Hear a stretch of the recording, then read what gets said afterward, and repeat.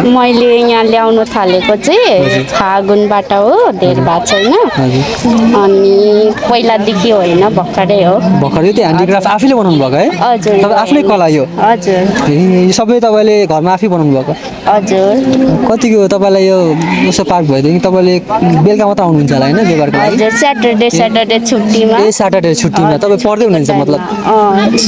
Student पनि हो है? टिचिङ पनि गर्छु। ए टिचर पनि हो भनेपछि त धेरै छुट्टी चलिरहेछ, त्यही भएर। ए अहिले छुट्टी चलिरहेछ यो चाहिँ मेरो पार्ट टाइम जब आफूले बनाउनु भएको है यस्तो राम्रो राम्रो? हजुर। कति हो यसलाई चाहिँ? त्यो 150 को हो। 150 हो? केटाहरूको लागि चाहिँ छैन?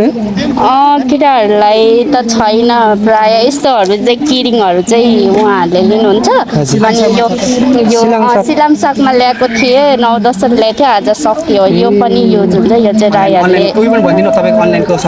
ए तपाईँको के अनलाइन सपिङ पनि छ? अनलाइन पनि म गर्छु।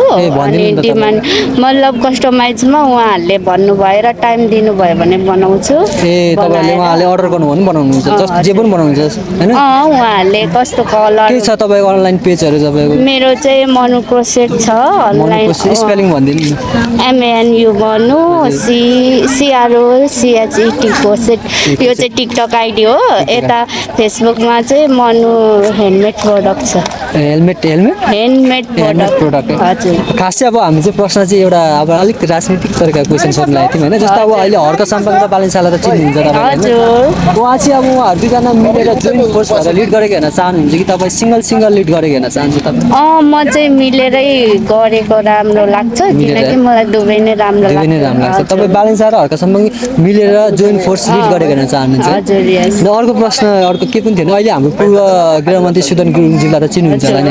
उहाँले राजीनामा दिनुभएको छ अहिले। तपाईँलाई राजीनामा सही लाग्यो कि तपाईँलाई गलत के जस्तो लाग्यो तपाईँलाई? मलाई चाहिँ अब जे जस्तो भने यङ हुनुहुन्थ्यो, त्यसको लागि चाहिँ म सुदन नै गृहमन्त्री भएकोमा राम्रो सोचिरहेको थिएँ। अब राजीनामा अब को बन्ला भन्ने चाहिँ अर्को राम्रो आउँछ नराम्रो आउँछ भन्ने। उहाँ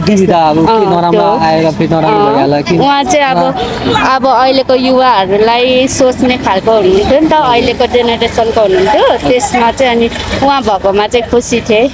भन्नुहोस् तपाईँ उहाँलाई चाहिँ गृहमन्त्रीमा सुइटेबल थियो, उहाँले गरिराख्नु भएको थियो काम भन्ने तपाईँलाई त्यस्तो लाग्छ है? उहाँले गृहमन्त्री हुँदाको कामहरू तपाईँले थाहा पाउनुभयो होला है? हजुर, हल्का फुल्का म न्युज त्यस्तो धेरै त हेर्दिनँ अलिअलि। तपाईँले चाहिँ उहाँले गर्नुभएको काम कता कता अलिअलि त सुन्नुभएको थियो होला होइन? सुनेको कस्तो लाग्यो तपाईँलाई? राम्रै गर्नुभएको मलाई चाहिँ ठिक हो। त्यो राम्रो लाग्यो त्यो कामहरू जुन नभएर उहाँले एक्सन लिएर गर्नुभएको थियो, त्यो काम चाहिँ मलाई ठिकै लागेको। मैले बुझ्दाखेरि नर्मल्ली अब म सर्वसाधारण भएपछि अब त्यो भित्रभित्रै राजनीतिक कुराहरू त बुझिँदैन, उसले के गरिरहेको छ भन्ने होइन, उसलाई कसरी रुचाएन त्यो कुराले। अब मैले देख्दाखेरि त राम्रो गरिरहेको छु, राम्रो छ भन्ने लाग्छ मलाई।